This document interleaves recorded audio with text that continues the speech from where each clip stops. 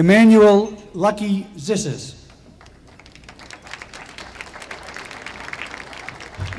To be presented by, probably, in my opinion, one of the greatest football players ever to play at Watertown High School, Boston College Hall of Famer, Vic Palladino.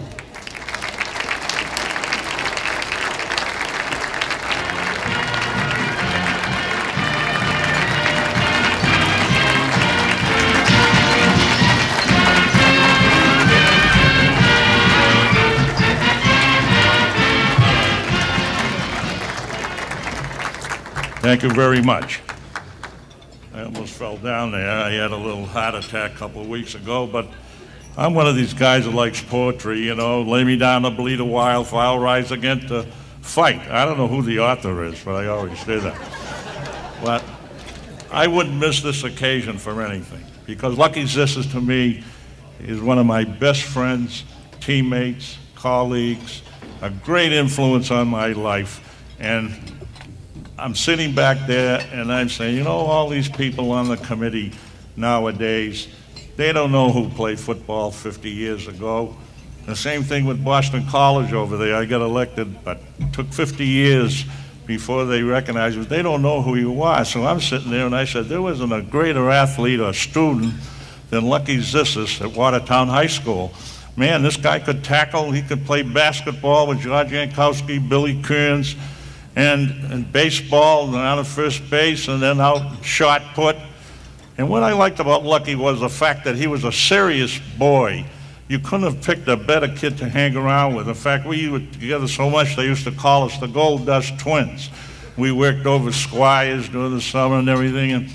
And in high school, Frank Leahy, the great BC coach, recruited us, and we went again to Boston College together and play football there in Orange Bowl and what have you. But there's a little story here that, just to go down memory lane a little, like Mr. Pappas did, you know, in high school, we weren't too big, 180 pounds or so, and springtime, and well, frankly, he went to Notre Dame, and new coach come in, Denny Myers, and he called up Zissis and Palladino. And well, there was a kid there that was as strong as a mule, Joe Marini. He was a tackle, but he didn't want to go to college anyway, but he always had an automobile, and he liked girls, so forth.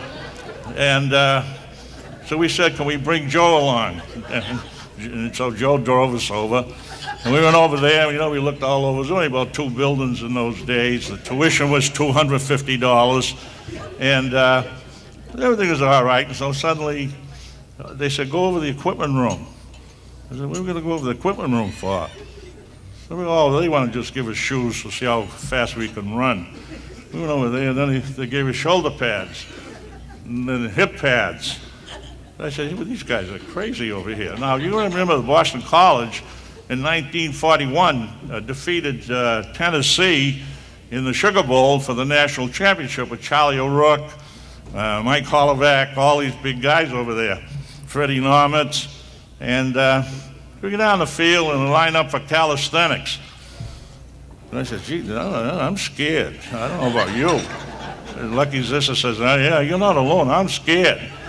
But Joe Marini, nobody could handle him. He was just all strength. So we line up, you know, and he puts the first team down there, and he puts some of the veterans, and I'm really scared. He said, all right, you Watertown guys, get over there on the left side of the line.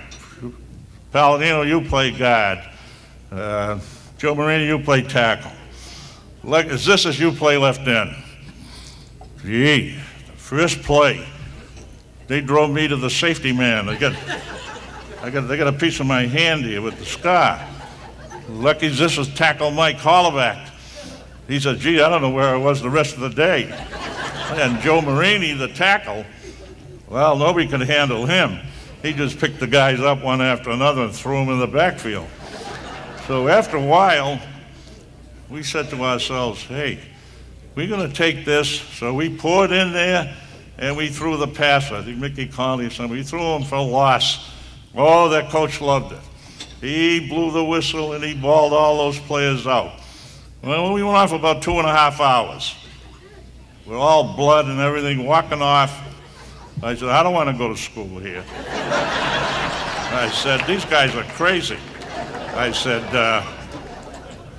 and just as Lucky says, well, yeah, I think you're right. Joe Marini says, I don't care, I don't want to go anyway. So when we go up there, we're sitting in the locker room. We didn't even want to take a shower. Just take those clothes off and go home. So all of a sudden the manager comes in and says, hey, the coach wants to see you three guys. And I said, oh, what do you want to see us for? We went over there, knocked on the door. Yes, coach. Do you guys want to go to Boston College? Yeah. Well, you got scholarships. You're all set. Gee, went back to the locker room, took the clothes off, showered up, told my mother, hey, boy, I got a scholarship to Boston College and so forth and everything. But I want to show you what we had to go through 50 years ago. Now, 50 years ago, you know, football was altogether different. Football years ago, you know, wore leather helmets, no face masks. There was no platooning. You play both ways. You play kickoffs, point after touchdowns, and everything. You know, it was real tough. And we came from Watertown. And the big three teams, Massachusetts in those days, was Everett, Malden, and Medford. And we took a ride, those Watertown kids and so forth. But as far as Lucky Zissis is concerned, a marvelous person.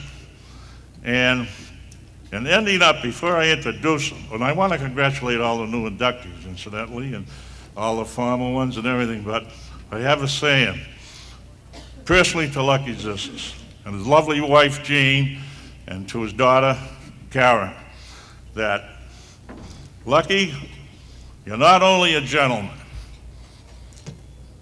you're not only a great scholar,